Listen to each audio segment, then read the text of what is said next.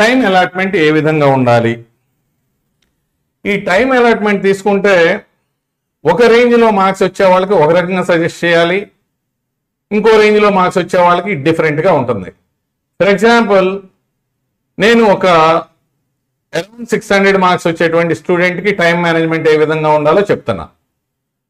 So ఆ 3 అవర్స్లో allotment biology అంటే ఇవి 90 క్వశ్చన్స్ విత్ ఇన్ 15 మినిట్స్లో ఆన్సర్ చేసే విధంగా, అదే కెమిస్ట్రీ 45 క్వశ్చన్స్ 50 మినిట్స్లో ఆన్సర్ చేసే విధంగా ఉంటే అప్పుడు ఆ స్టూడెంట్కి ఫిజిక్స్లో 1 hour and 20 minutes మిగిలే అవకాశం ఉంటుంది.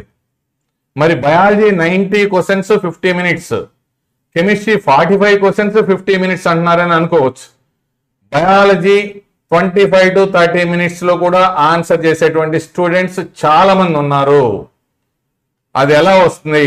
థియరీ పార్టే కాబట్టి అలా క్వశ్చన్ చదవగానే 4 ఆప్షన్స్ చదవగానే ఏది కరెక్ట్ ఆన్సర్ అనేది గుర్తు పెట్టడమే కాబట్టి అది పాసిబుల్ అవుతుంది.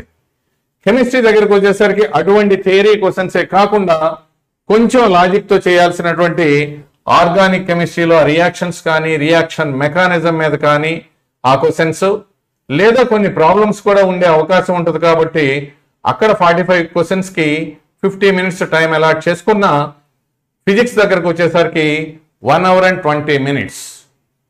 నేను చెప్తుంది మళ్ళీ చెప్తున్నానండి, 600 మార్క్స్ తెచ్చుకునేటువంటి స్టూడెంట్కి అయితే అలాట్మెంట్ ఈ విధంగా. ఎందుకు?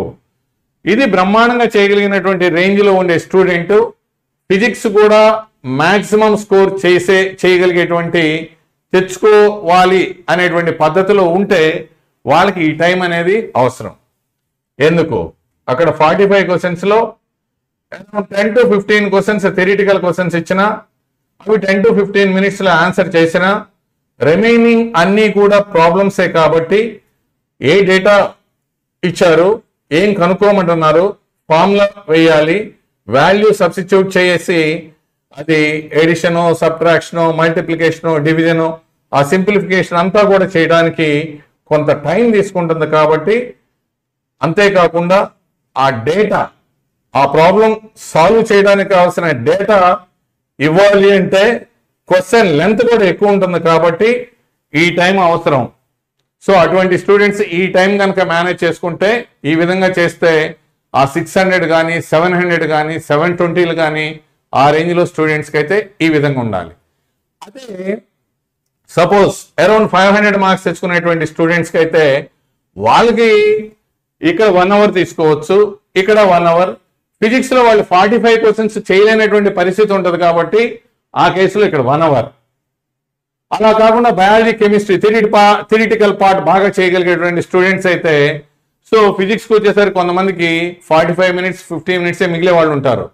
బట్ ఇది మ్యాక్సిమం స్కోర్ తెచ్చుకొని ఫిజిక్స్ అంటే కొంచెం ఇబ్బంది పడేటువంటి వాళ్ళకి ఆ 50 మినిట్స్ ఎంతో టైం యూటిలైజ్ చేస్తారు.